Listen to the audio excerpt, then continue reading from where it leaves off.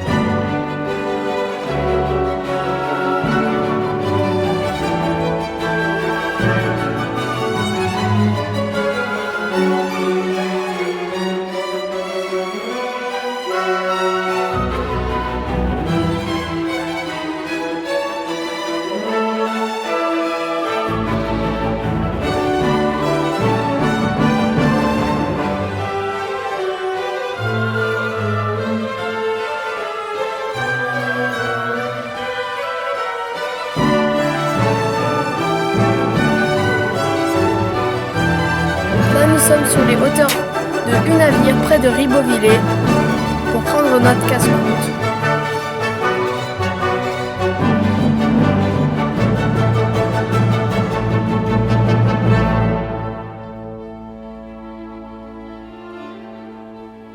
Ce matin, à Ribeauvillé, nous avons visité la tour des voleurs et le Dolder.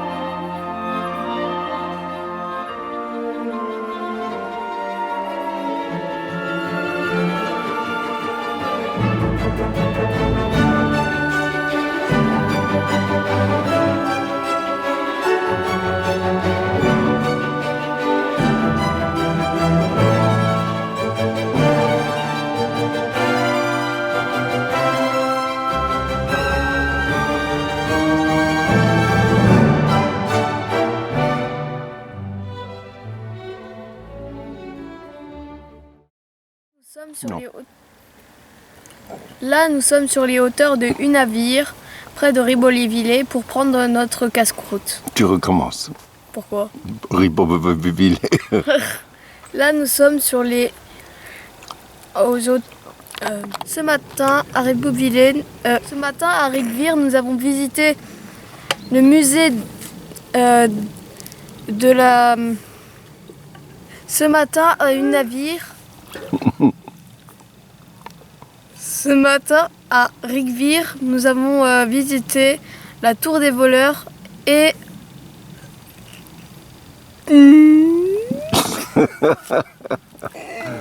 C'est surtout la tour des voleurs.